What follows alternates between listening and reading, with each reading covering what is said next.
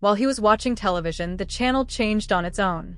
The man used the remote to switch back to his program, but the channel changed again. He called out into the empty room, "Stop it already. I'm trying to watch something here." He switched it back once more, only for the channel to change yet again. That was when he realized something was seriously wrong. He decided to watch the channel it kept changing to, but everything seemed normal at first. The news broadcast was reporting on a man's suicide. As he looked closer at the screen, his heart sank. The person they were talking about was his best friend. But he knew his friend would never commit suicide. They had just met after work that very day, and his friend had been eagerly talking about his plans for tomorrow. The man realized instantly. It wasn't suicide. His friend had been murdered. He rushed to the police station and explained the situation to the detectives handling the case. The officers insisted that all the evidence pointed to suicide. "That's impossible," the man shouted. The detective calmly went through the evidence, showing him the forensic reports and the crime scene photos. The man examined the photos carefully and gasped, "No, this is not a suicide. My friend was left-handed, but in this photo, the gun is in his right hand." When he pointed this out, the detective dismissed it, saying it wasn't enough to disprove the forensic findings. Frustrated and helpless, the man walked out of the station. He had only walked a short distance when a man caught up with him from behind. "Wait a minute," the man called out. The protagonist stopped. The stranger spoke in a hushed tone. "I am the other detective investigating your friend's death.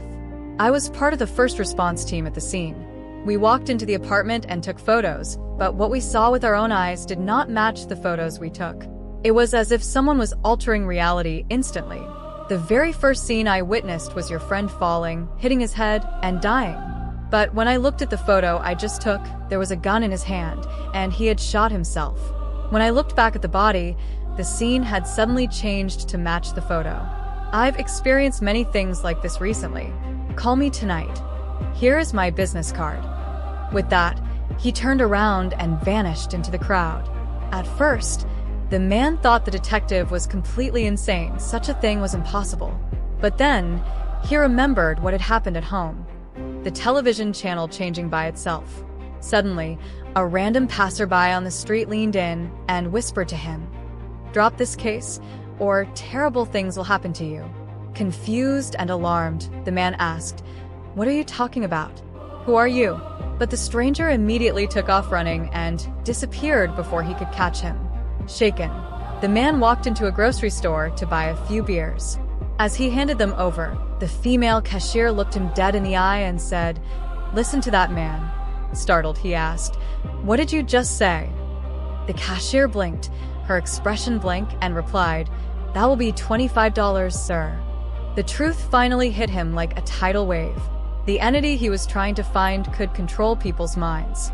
It was so incredibly powerful that it could even manipulate what people saw in real time. Defeating someone like this was truly impossible.